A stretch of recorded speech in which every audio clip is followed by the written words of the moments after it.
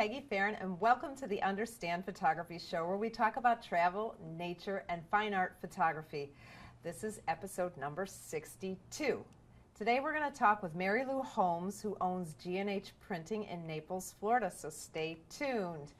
I just want you to know that we broadcast this show live on our Facebook page, so it's facebook.com/understandphotography. We're live at 4 p.m. Eastern Time on Fridays, but then we take the recording and we put it on YouTube, and we also upload it to iTunes as a podcast. So if you like to watch, you can watch the YouTube video later. It's a better quality, by the way, or you can listen to us on iTunes. If you are a beginner or you may think you might have holes in your photography education, watch our free webinar. It's called How to Get a Solid Photography Education in Just 4 Weeks. And it's going to give you basically a plan on what you need to know to become a really proficient photographer. The problem nowadays is there's too much information. So people will take this class and that class and the other class, but they're missing some of the most important classes. So that webinar, it's a free webinar, and it's going to give you a plan on what you need to know. And of course, it's a little bit of a infomercial for our class, the 4 Weeks to Proficiency in Photography. But even if you're not interested in the class, it's still a good webinar to help you put that plan together. Now, our online classes you can get to them through our main website, understandphotography.com, but also you can go directly to onlinephotoworkshops.com and see them there. We've got some really good online classes. The 4 Weeks to Proficiency in Photography is an interactive class where you have a teacher, you have to turn in homework, you have deadlines, all that kind of stuff. And the other ones are self-paced. The latest, the most recent class Joe Fitzpatrick put together is all about Lightroom catalogs and collections and organizing your files. He also has a class in there called Getting Started with Lightroom, which is a good basic class. But after you've been using Lightroom for a while, you know that those catalogs and all that kind of stuff is confusing. So Joe really, really clarifies things and helps you organize your mess. And remember, our motto at Understand Photography is we simplify the technical. And please, come on a trip with us. Joe is leading 2 trips in 2018. The first one is to the Everglades, which of course, you know, we live here, so we're the experts in the Everglades. He's going to lead a photo trip January 25th through the 28th, 2018. Then he's leading a photo trip to the Forgotten Coast. That's April 16th through the 20th, and that's the Apalachicola area up near the Panhandle of Florida, and it is amazing. It is so gorgeous up there. I lost my mind. I went crazy. I loved it so much. And then I'm leading a ladies-only photo weekend here in Naples, Florida, May 4th through the 6th. So you can find all that information out on our website, which is understandphotography.com. So my guest today is Marilu Holmes, owner of G&H Printer in Naples, in Naples, Florida. We're going to talk today about getting the best photographic prints either at home or at the lab. So welcome, Marilu. Hi, Peggy. Thank you for inviting me. Thank you for coming. And so now we have sort of known each other for a long time. Yeah. Even though today is the first time Don't we've tell met. them the date. It's going to give away our age. But when I first started my career, I was working for a guy, and you were working at the local photo lab. Correct. And we were film. Yeah. But you did all our editing. You did the head swaps. And It was at the very beginning of digital. So what we were doing is we were developing and scanning, and then that's when the digital started. So I started the digital department, printing department in that lab. Because you came from Manhattan. Correct. Where you were doing it up there. Right, but I was doing strictly digital. I wasn't printing at all. I was just doing post-production, basically. It was at the beginning of websites when, like, Bed Bath & Beyond needed products for their websites. It was at the very beginning of that. And so we had to photograph digitally for the first time, digitally photograph a product, and I was in charge of whiting out the background, extracting, contouring each image, and then extracting the product and whiting out the background to be presentable to the website. And then the crash happened. Yeah. And then that kind of disappeared, and my husband is an architect and found a job here in Naples, and that's how he hated the winters too. I hate the winters too. I'm with him. I know, I'm from Venezuela, so yeah. It's warm there, right? It's been all the time. The weather is so good that we don't have a weather channel. Seriously? It's true. Because what's the point? It's always the same. Really, you don't have hurricanes or anything like that? Nothing. Oh no, you're down there where there's no hurricanes. Yeah, it's protected, so. Wow, that's cool. I know. Yeah, because we have the hurricane my central right goodness. here in Florida. 'Cause I that's know. what we get, as we all know. I Especially know. lately, we know. I know. So anyway, so you started your own company what year? In 2004, when my second child was born, actually. So that's how I remember. It was very traumatic. It was very stressful. But So you were having a baby and starting your own business at the same time? Yes. Wow, man, you're a little bit of an overachiever. it's crazy. I wouldn't recommend it to my best friend. to my enemy, sorry. Oh, Yeah, jeez. it will be bad. Oh my God, that's crazy. Yeah, so my husband is an architect, and at the same time, he lost his job. Oh wow. So we were starting a new business, having a new baby, a second baby, and he was laid off. So Well, then he could help with the business, right? yeah, correct. And the business had to work. Right. So Yeah, because you had no What- income. exactly, no choice. So you started G&H Printing. This G was from your maiden name, Yeah, Gutierrez. which I say Gutierrez. Yes, close I enough. butcher it. It's okay, close I enough. could not understand what you were saying when you said that. Gutierrez. It's because it's the R. See, it took me a long time to learn how to do that. Yeah. And Holmes, you know, And my it's your husband's. husband's last name. So G and So H. that's what Did you G&H. notice that I put mine first? Well, you're the one doing all the work. Well, he's now doing it too. He really got really good. We created even new products thanks to him. Oh, So that's awesome. Yeah, you've done really well. Yeah. Yeah, I mean, you've been there for so long. And Yeah. done, I mean, what the average business goes out of business in 5 years. Oh, You God, guys yeah, have been there for within- 13 years. yeah, 13. So That's and it's awesome. only my husband and I. We decided not to expand or anything like that, or get employees. Yeah. It was a conscious choice. Which is probably a good choice. Mine has pros and cons, I guess. Yeah, Everything, yeah, but you yeah, have to do it's everything. a choice. But on the other hand, things get Right. done right. Yeah. All right, so let's talk a little bit about, what are the pros and cons to, like, should I send my pictures to you to print them, or should I try to print them on my own at home? What are pros and cons of each one? Right, Okay? right. Depends on the volume that you need how many prints and how often you print at home. If you print like every day, you need to print for some reason or another, then it's better that you print it in-house, in your house. If not, it's better to outsource it, because even though it seems more expensive, outsourcing it, sending it to a professional, you really have to factor in the time it takes to get the color right. You have to run many proofs usually. Number two, the maintenance of the equipment.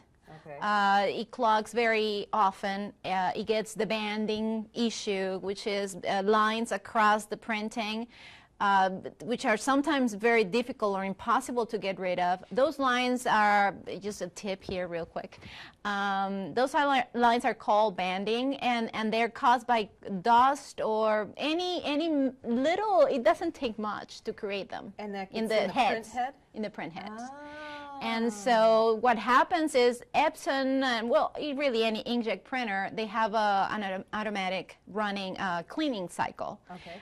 But you have to take into account that runs ink.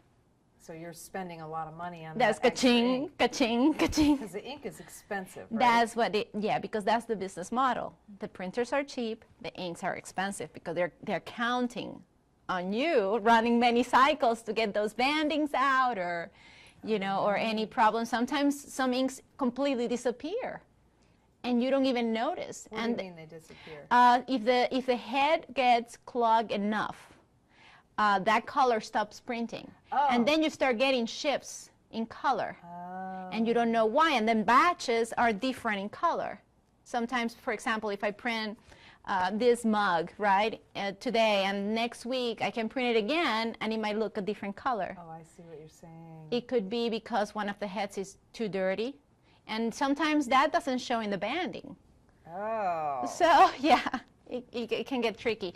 So going back to the pros and cons, it's more expensive up front to print with a professional. Not up front, because up front you have to buy a printer. Well, but I'm saying comparing the material, you know, if you eliminate exactly that cost, the print, if you do it in-house, obviously is cheaper. Just if you take into account just that little piece of paper and the ink that you need to print that particular print is, of course, cheaper if you do it yourself, like anything else. Right. But if you add up all the factors that we just talked about, the time and then we'll talk later about how to get the color correctly. Well, plus but the hassle of it, you know, I had a full-time employee, and we were using the Epson printer, and we were printing our own smaller prints up to 8 by 10s, because I didn't know how to.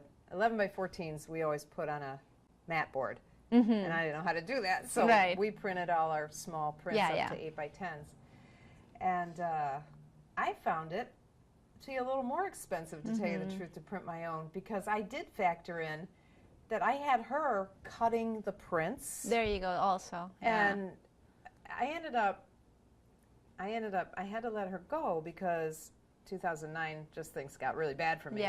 So I had to let her go, and I started sending my stuff to the lab to get them printed, and drop shipping them to my customer. That's the best case scenario. And it sounds like, you look at it and you're like, oh my gosh, that's so expensive, because I'm paying more for the prints, and then I'm paying, oh, and boutique packaging from so I'm paying $6 or $7 to drop ship it, and $7 for boutique packaging, which I had all this beautiful packaging already. But when I took into account that I had a full-time employee, I mean, that wasn't the only thing she did. Right. But she did a lot of work to, you know, cut, print them, you know, all that other stuff. and package it well, because inkjet prints are very delicate, Yeah, especially with the that dark. Is it called styrene? It's like it's an acetate bags. Plastic, Yeah, clear bags. And what happens is, especially in the dark areas, there is so much ink on them that any minimal, even if you rub it a little bit, they could smear. they could smear. So going back to another option, because there's different kinds of printing that you can outsource to. Let's say that you say, okay, you convince me, I'm not doing it myself, I'm going to outsource it. There are two kinds of ways you can do this. And I actually recommend my clients anything 12 inches and down. I recommend photographic printing. Photographic printing is what they call C prints. Okay. And they don't have any ink. They're literally photographic paper. In other words, it's light. It's like a printer. Instead of ink, it has light. So it goes back and forth, printing with light on a photosensitive paper. So the advantage of that, for obvious reasons, there is no ink. So is that what the photo labs use? Yes. Ah. It's still considered digital printing because there is a digital process involved, but it's really with light. The inkjet, I could kind of tell it was an ink. I could see the difference. Oh, yeah. So that was the difference. The C printing is the photographic printing versus the inkjet printing. Correct. And for things that are small, it really makes more sense to do the C prints. I recommend I send my clients to Costco because I don't even want to do it. I don't have the equipment to do that. That's big investment. You need big companies to do that. I send it to, there are many websites, and we can send them links to it. But now when it's above 12 inches, then the inkjet is very nice because it allows you to print on multiple materials too.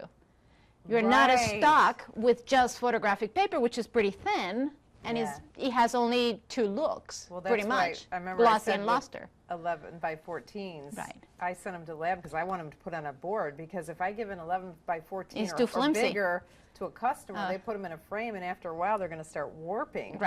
So I didn't know how to do mats. It's not like a mat, like the outside of the print. What they call mat board, I guess, that they it's dry mounted. Mount, it's mounted, so it's rigid. So So if you're going to do something bigger and you want to be more creative with the materials, then inkjet is the way to go. And that's when we come in. That's our target. That's our market. So now, do you print on all kinds of different, what do you print? What Yes, kind of mostly, mediums? well, we started with like 20 different materials. Oh my goodness. That's such a bad idea for any business, too many options. Then people don't make up their minds and then you don't get any orders. Oh, but it's good true. point. It Good is true. It's point. very true. Don't confuse a customer. Yes, don't confuse them. That's why McDonald's has combos. Yes. To good keep point. it simple. Number one. But I know. But in any case, we ended up, after 13 years, we ended up with basically 5 products only. So what are those? Photo paper. We only use luster because gloss is ridiculously delicate. And when you mount glossy, it creates this foam board. The foam board creates what's called orange peel effect, which creates this kind of ripples. And it looks awful. It's just not a good idea. So we only luster. Then we have watercolor paper. Oh, that's pretty. Which is 100% archival. And that has a softer look to it. Yeah, right? we have 2 kinds, one more texture than the other, but that's it. And then we have canvas, of course. And we have 2 kinds. You print inkjet directly onto canvas. Yes, yes. And then we coat it. We liquid coat it. Okay. So it has it's sealed. The inks are sealed. And then we have the canvas, the core, which is printed with other kinds of inks. It's solvent inks. What was the last Solvent, the core canvas. It's more for decoration, cheaper. Oh. So when we do have high volume, like for, I don't know, for an interior designer or something where they don't want to spend that much money, we do canvas, the core. And the difference is the ink.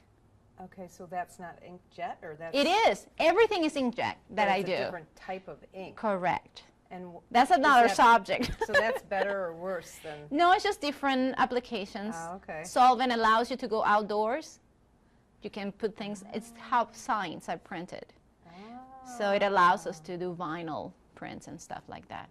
Okay. So going back to the materials, that's canvas. Then we have aluminum Oh, that's very panels. popular right now, Very isn't it? popular, very. And what we do is we have our own take on that. Okay. We actually don't print directly on the aluminum. We print on an adhesive film that we laminate and mount on the aluminum.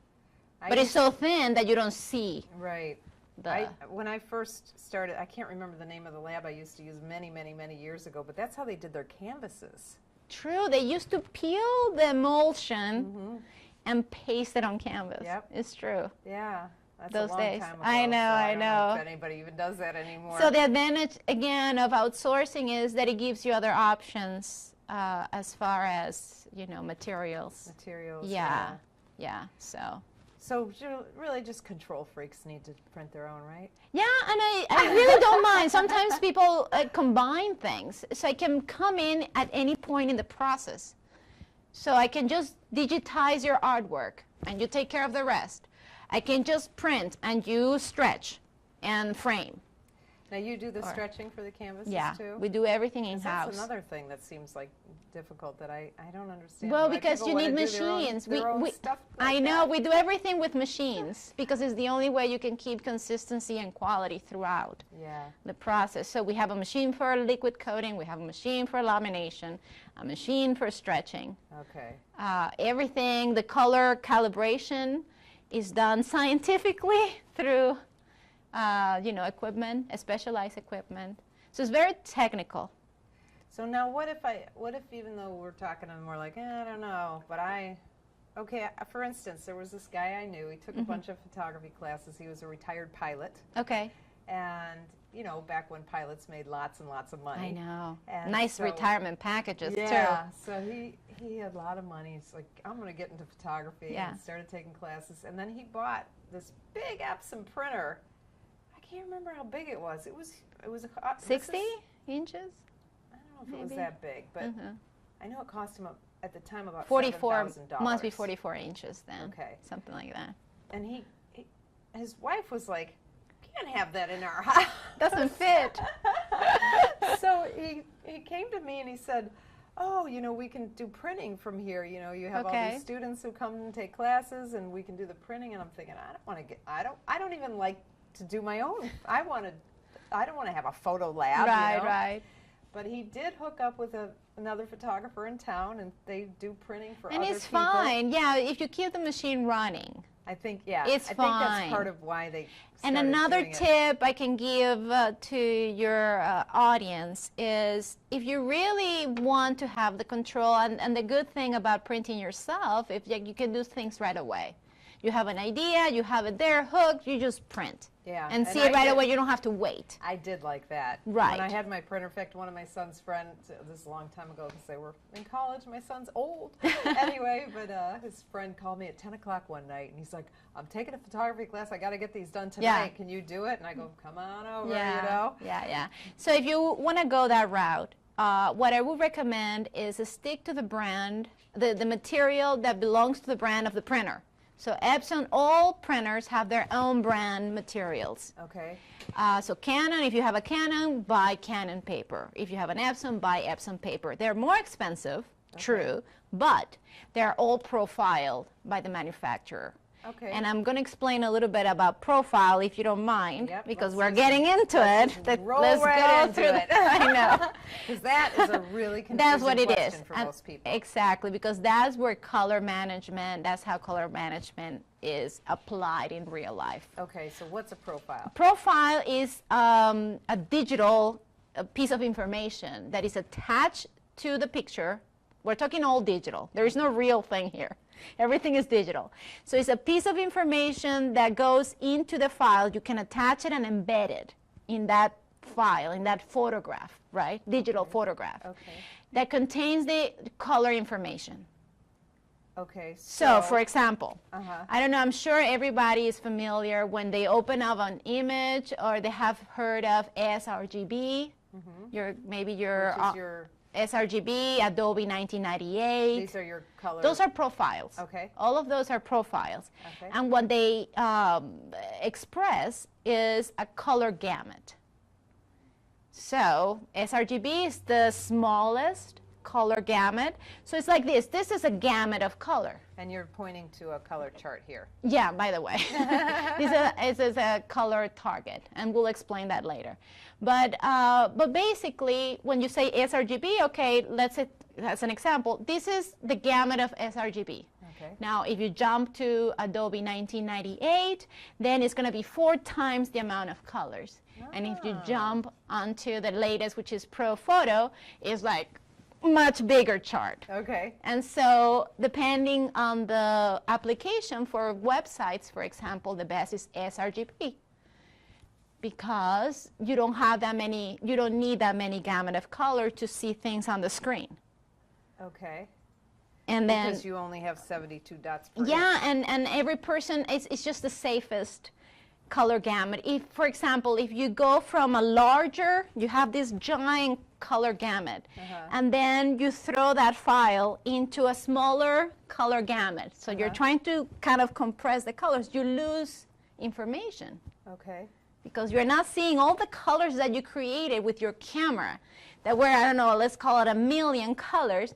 Now you have to shrink it down to this tiny space of sRGB.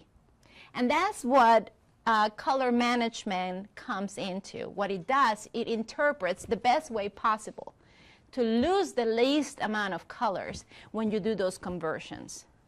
Oh, that's interesting. I never So you're understood going what back it and did. forth. Now it gets complicated Yeah, because more with okay. printing. Okay, but because- before you get yeah. to the printing, I want to Okay. try to make sure I understand what's happening. Yes.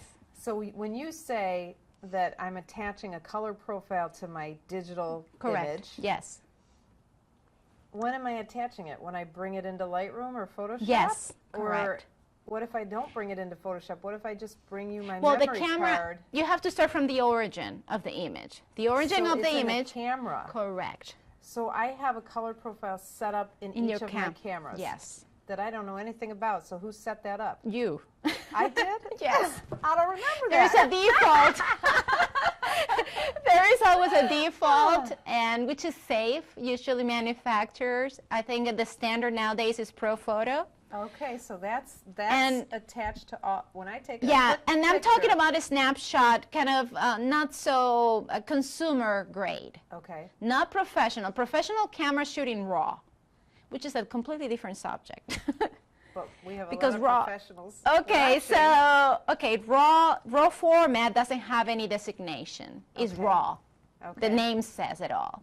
So everything is in the processing. So it's like negative. Wait, because I just want to go backwards. So Okay. You were talking about JPEGs with the profiles. So if I'm doing, you know how it asks me for picture styles? Are those, Picture styles. in the camera you can set up picture styles like you like, you know, more contrast or Okay. more green. Are That's- those printer?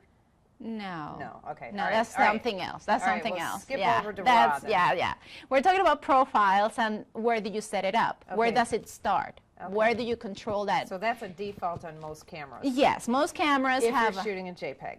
If you're shooting in JPEG, But yes. if you're shooting in RAW. In RAW, Go then you have the control. Okay. Because when you bring that RAW into Lightroom, Photoshop, whatever you're using, software you're That's using, when the profile that's is when being you attached. assign it. And you Ah. purposely assign it. Okay, and there And are it gives you- defaults though. Their defaults, it's not that many anyway. The best nowadays, as I said, the biggest, widest color gamut, is, which is what you want. You want to start with the largest palette And that's possible. ProPhoto. ProPhoto. Okay. Yeah. Well, I'm learning so I much know. here. And then you process your file. And then what you do is talking about embedding. That's super important. Because if you don't embed it, the next person who opens that file doesn't know how to preview it. Okay.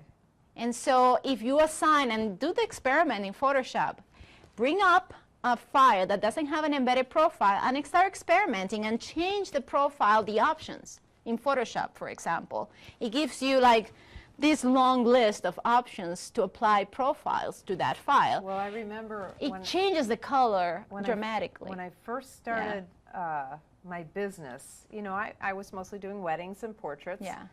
And I was one of the first photographers in this area to go digital because I started my business in 2001 and it was like, Yeah. I could tell it was shifting. Yeah. Everybody was so negative though, like, oh, that's And not gonna last, you know? resisting. But anyway, I was still kind of new, and I worked for Cali, and we just did weddings. That was all I ever did with him. So I got a job, and doing not a magazine cover, but like doing an ad for somebody who wanted to put it in the magazine. Okay. And the magazine said, we need it in CMYK. Yeah, that's a different thing. And I was like, I oh, know. crap, what is that?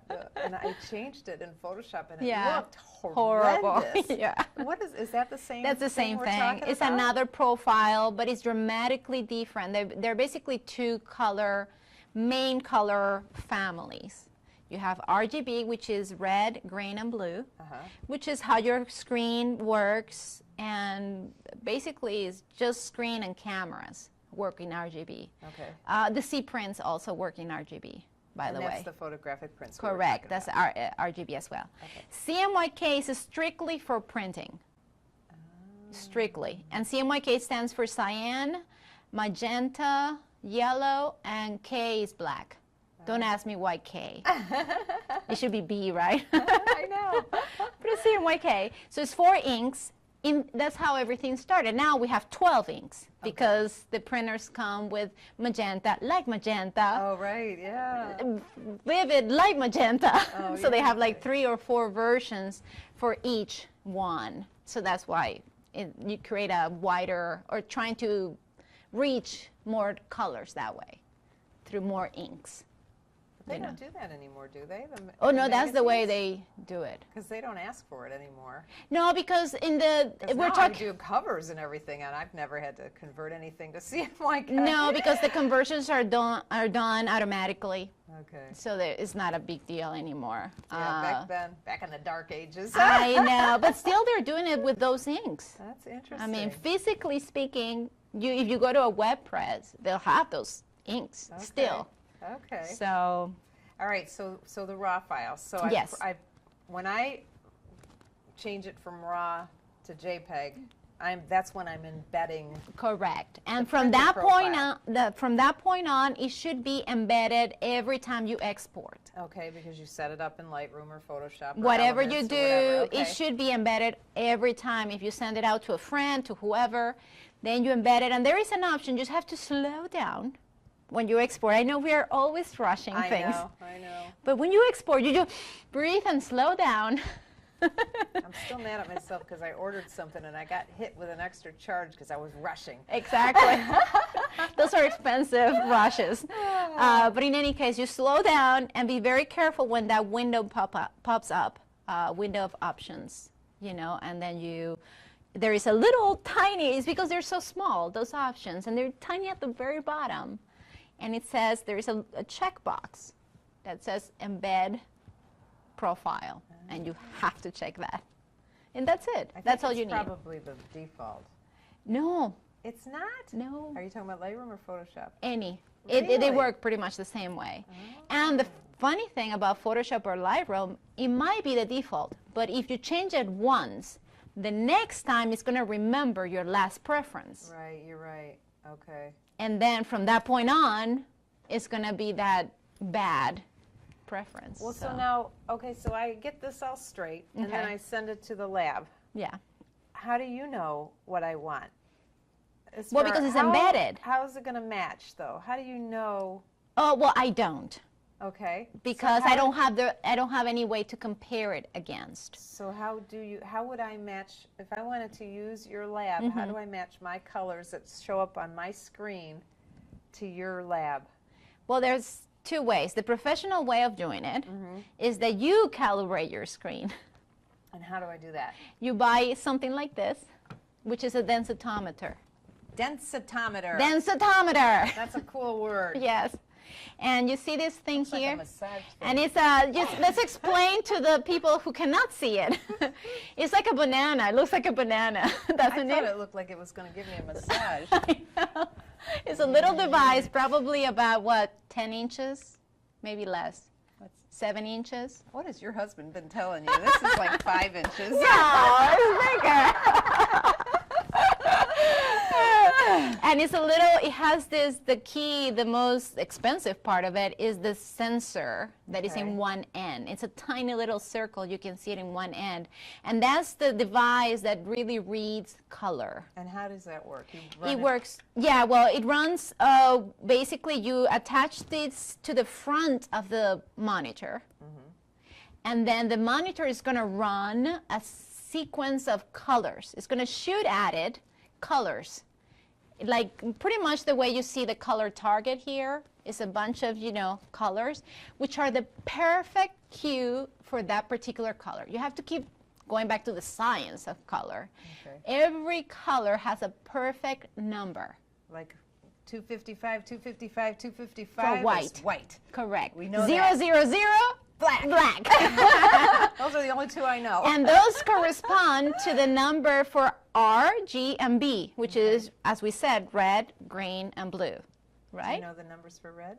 No, I don't. I don't either. I just guess. Well, but it logically has to be higher in the reds and lower in the rest because Right. it's a proportion of Right. those three elements, right? It's like a cake recipe. Yeah, Right? They're making, purple is, I don't know, pumpkin pie or whatever. For, you have butter and so RG. Purple? Yeah, let's say purple has a special ingredient, like a recipe. Oh, I see. So RGB, those numbers, is like a recipe for that particular color. So this thing, you're running it against the The we're monitor. talking about the, what did you call this thing? Densitometer. Densitometer. So that runs, you just like You run just keep it steady. Oh, you just put it Keep on it the steady. screen. And the screen is going to run a sequence of colors. It's going to shoot at this thing. This thing is going to receive that information, and it's going to compare it against those perfect numbers that we were talking about. And so what if your monitor is not perfect? It never is. Okay, so what do you do? Well, the program, that's the beauty of the program. That's why you pay the money, $400 for that software, because it runs, it kind of makes them closer. It creates a file. The profile is that file. It creates that file that meets the two. Okay. Meets the reality with the ideal. So the software is changing your screen colors. Correct. Okay. And then when you do, but it applies to everything though. It doesn't apply only to monitors, it applies to prints as well. Because it's the same science. Because, hold on, wait a minute. But because it matches the screen to the printer profile. Well, in this case, no, it matches the colors that the screen is actually producing, which is reality. The reality of that monitor in that moment is those colors that it's shooting. It's matching that to a perfect target ideal. Okay. Which is some what we were talking about, 000 for white, black, 255 for white, and so forth. Every color has that code. So that's the perfect ideal, and then you have the reality, which is captured by the densitometer through this process, and then the software meets the two. What do you do? Then it creates what is called an ICC profile from that. So and that's what you embed to the, in this case, will be to the screen. So you go to Preferences and say, I want to see my screen with this ICC profile. You choose that. Okay. And so forth with printing, and the same thing. You do the same with printing. Instead of having a screen shooting colors, you print a target similar to this with your printer, and then you scan it with this. With the densitometer, take a piece of paper that you printed with those targets and read it with the densitometer. So it's doing the same thing. And then how do you get that profile into your printer then? Well, the software is in your computer. Correct. Because I know I have a little disk with my Color Monkey, right? Correct. So what you do, let's do one step at a time because it can get confusing. So that's, you will be profiling for a specific material for a specific printer. So if I'm using the fine art paper. Correct, of Epson, for example. It's going to be different than the luster paper. Correct. You have to do this process with every single material that you print. But once you do it once, then you store the profiles. Exactly. But how do you get the profile from your? Okay, so this densitometer is you're gonna scan it over this piece of paper. Yes. And this is a little computer itself. No, actually, then that information is read by this software we were talking about. Okay. And which is going to meet reality with ideal. Okay. That's what the software is doing, the software that goes with the densitometer. Okay. All the densitometers, no matter what brand you buy, comes with a program, software. And the software is what's meeting reality with ideal color information. Okay. And it does it with the monitor, with the printer, with the scanner. It does the same procedure. All right, but I still don't understand, how do I get, okay, so it reads this. Correct. And the information goes into this little machine. No, it goes into the computers through the software. It creates what is called an ICC profile. Has this got a plug on it? Yes, it has a plug. Okay, I didn't so bring this is plugged into the computer. Correct. Okay. Okay, Correct. so it goes into the computer. Yes. How do I get it into the printer? Okay, so before you get to the printer, you have to create, again, the ICC profile. And that ICC profile is just like the sRGB, is just like the ProPhoto. It's exactly the same kind of file. So where do I do that? In Photoshop or Lightroom? Yes, or? well, it depends on where you print from. But you assign, what you do is you convert, and this is super important, you convert to profile. And then when you do that, it's a little tool in Photoshop. I'm giving an example in Photoshop. Okay. But you convert to profile and then assign. It's going to give you a long list of profiles. And you're going to pick the brand new one that you just created. You assign it and then you print. So that's probably under Edit Preferences. No, it's actually called, it's under Image, Convert to Profile. Okay. That's the name of the tool in Photoshop. Right. So it'd be Convert to profile, yeah. Okay. We can do a little screenshot, maybe an animation of following me on the screen, and I can give you that. I'll record it. Cool. I'll record it. But that's how you get it. Now, this is a Color Monkey? It's the same brand. Same brand? Yeah, same brand. This is an older version of it. Because mine doesn't look anything like this. No, that's very old. Okay. And then there's also something called Spider. It's the same thing. It's the same, it's just a different brand. Spider is just for the screen.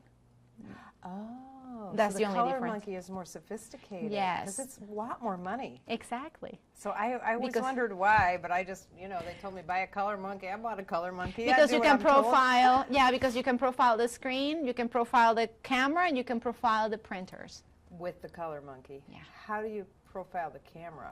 The camera is through something similar. It's a similar target, like what you're seeing. We're seeing right now, like what, an 8.5 by 11 kind of target right now that Color Monkey manufacturer creates for you. They have the same thing, smaller. So what you do is the same thing. You shoot with your camera take a that picture. target. You take a picture. And then how do you get the information? Again, through the Prompts to an- software. Through the software, you don't have to read, you don't need an densitometer this time because it's Okay. already digital. Uh-huh.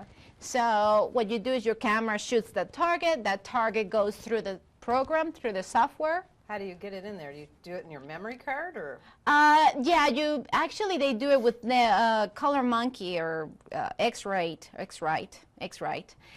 They have a program specialized for that. So you just drop the file from the desktop into that little window. So you take a picture, it goes to the memory card, you put the memory card into the computer. Correct. And then you drop it back onto the memory card and put it in your camera? No, Or no, you do.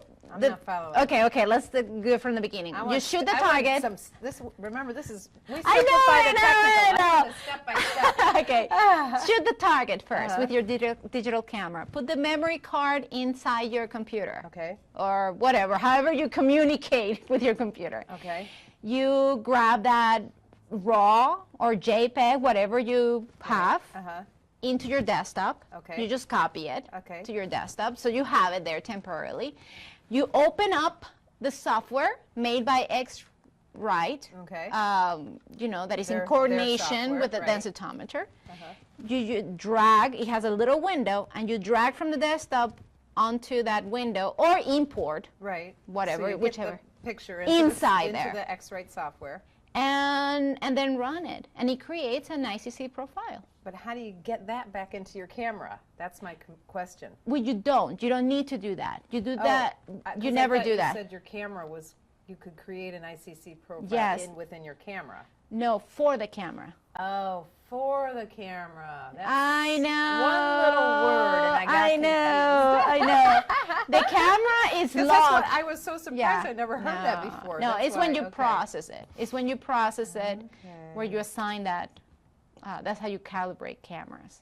But it's a pain in the neck because cameras move around. It's not like a studio. If you have a studio, it makes sense to make a profile of your camera because the lights don't change and it's a steady environment. Right. But if you're outside, it makes no sense. Because you're changing your color. all the Color, time. imagine, how can you color profile a landscape? It's just Right. impossible. So it's better to shoot in RAW and do your profiling in the computer. Yes, yeah, Okay. you don't. Now, do you think that everybody needs, like every photographer should buy a Color prof- Monkey or Definitely. a Spider? Or, Yes, definitely. Yes. To avoid frustrations and extra money, printing proofs. Now, one of the things when we first went digital, remember, I didn't, and there was, the internet was not like it is now. So here I am.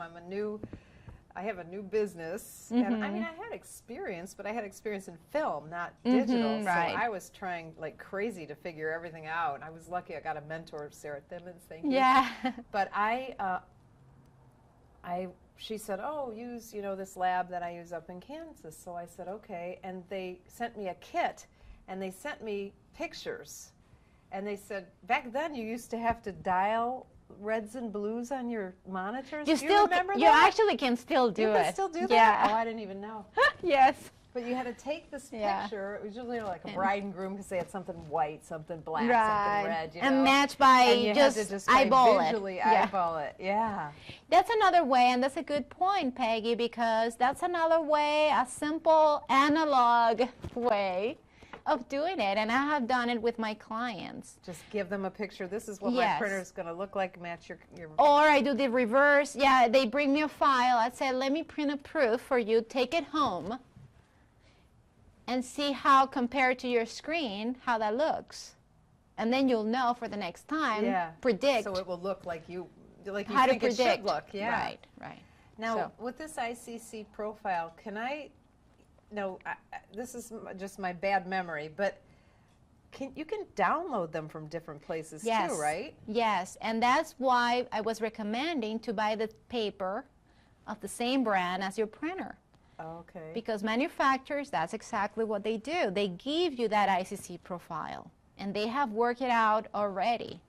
Okay. And so you guarantee a much better color, match.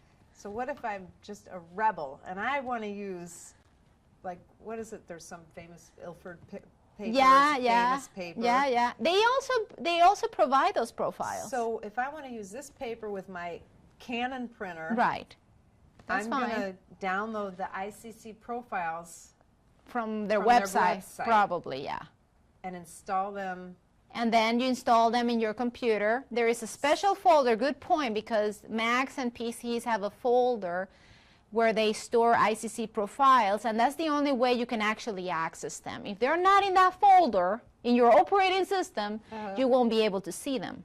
Okay. So when you are, when you're applying so the you profile. download it and you put it in that folder. In the particular, they usually give you instructions. Yeah. I know where the Mac goes because I'm a Mac user, but Yeah. PCs, they have a place as well. Right. So, and that's it. And then you just apply it every time you print.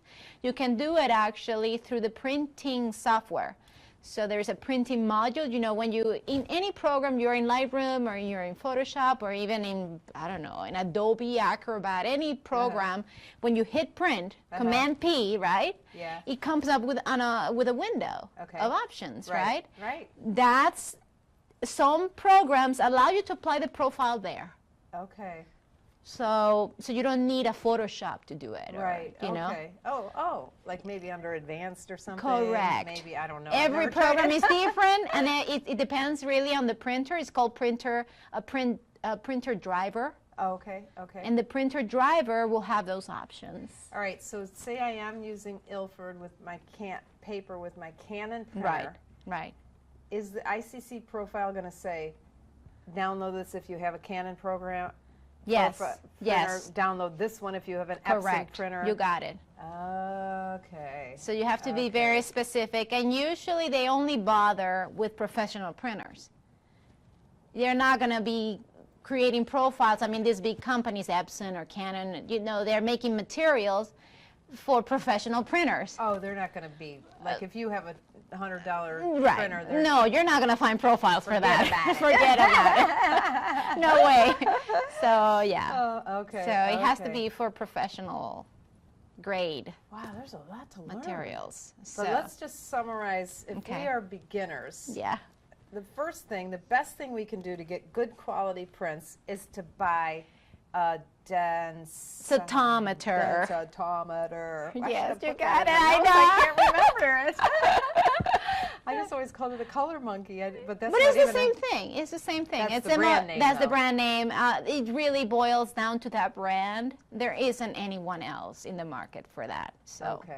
Okay. Well, then that's it. a no-brainer. So it's like $400, I believe. It is $400, but you only have to buy it once. Yeah, and exactly. And going back, and then you don't have to fuss around with the printers giving you proofs, because if your screen is calibrated, it's going to match the print. How often do you have to calibrate your monitor? Yeah. People recommend every month, and you can the program. I know. I don't think I'm doing that. Trust me, me neither. That's for extremely picky people. Okay. I mean, where you need to, you need to preview that perfectly. And remember, the screen is only giving you a preview. It will never match exactly because you're comparing light coming out of the monitor against ink, or print. So it will never match. It's about 30% is what I kind of figure, between 20 and 30% darker. Okay. Out of the bat. I mean, no matter how good your color profiling is, it's going to be darker, the print, against the screen. Yeah. So it's just a reality because of the nature of the materials. So it's just a little bit of preview, so you more or less know what you're going to get. Right. So yes, going back to that, maybe you can, if you just want to get your monitor calibrated, you can just buy the spider, which is cheaper. Okay. And at least get that right.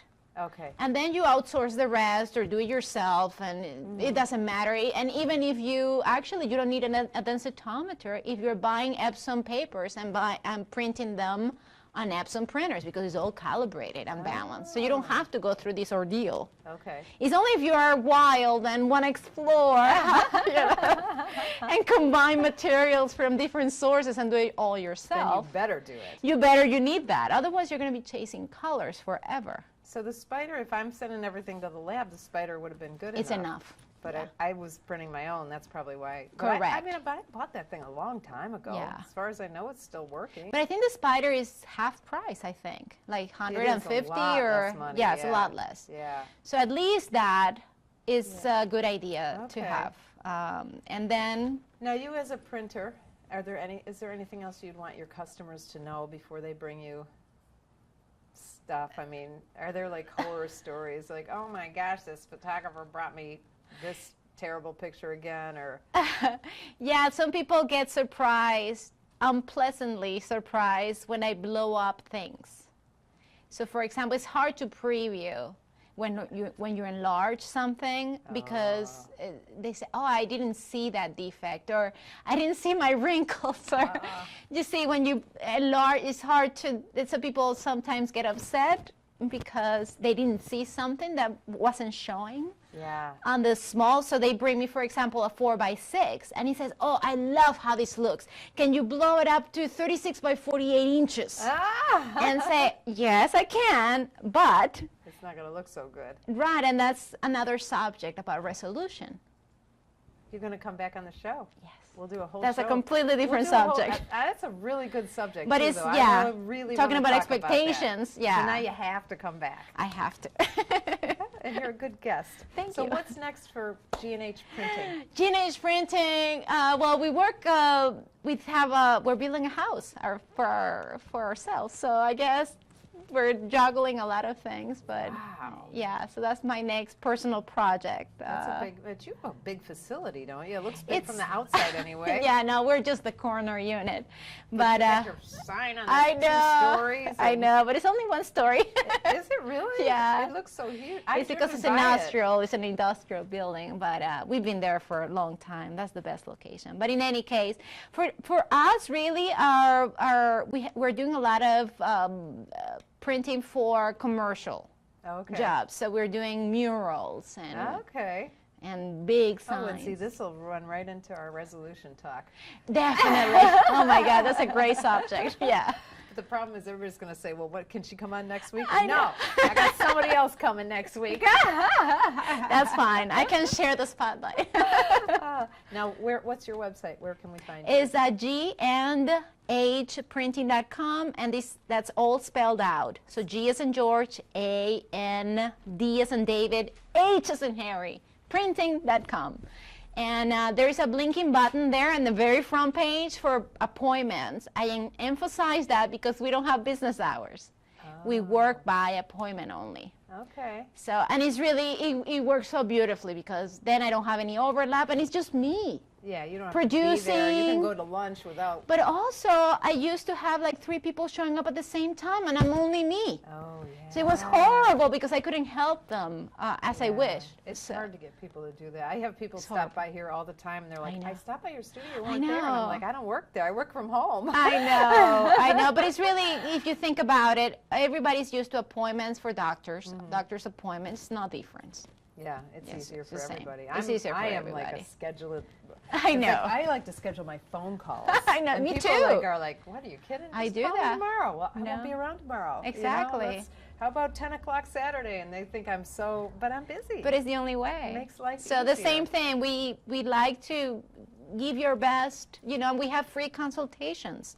So you can make the appointment for free. There's no cost. And it's a wonderful software that, you know, sends you reminders and everything. And you've got a lot of nice testimonials on your website. Yes, Everybody loves you. I do. I've been forced to be on Facebook, which I'm not happy about. I have to put G&H Printing on Facebook. Gotta get with the program, man. It's 2017, almost 2018. Gotta know. have a Facebook page. I know. I've been Just more work. dragging that More work. for the longest time. But yeah, so that's our deal. That's awesome. So We will have all that information, including the link to G&H Printing on in the show notes on understandphotography.com. So we'll have this video on YouTube probably in a day or two, in the show notes, hopefully Monday or Tuesday. So you'll have all the information. And remember, on our website, we've got a lot of really good articles. Our motto at Understand Photography is we simplify the technical, so we hope that you'll watch it. Thank you so much, Marilu. You're welcome. For being my Thank guest. you. And next week on the Understand Photography show, my guest is going to be photographer Art David. He had a fabulous trip to Patagonia, so we are going to hear all about the best places to go and photo tips and all kinds of things like that. Welcome for, oh, did I write down that? Yeah. Thank you for watching episode number 62 with Marilu Holmes. Thank you. And we will see you next week. I'm Peggy Farron, and this is the Understand Photography Show. We hope you enjoyed this episode of the Understand Photography Show. It would help us immensely if you would click like down below and subscribe to our channel. Thanks so much. We really want to continue to bring awesome photographers onto the Understand Photography Show.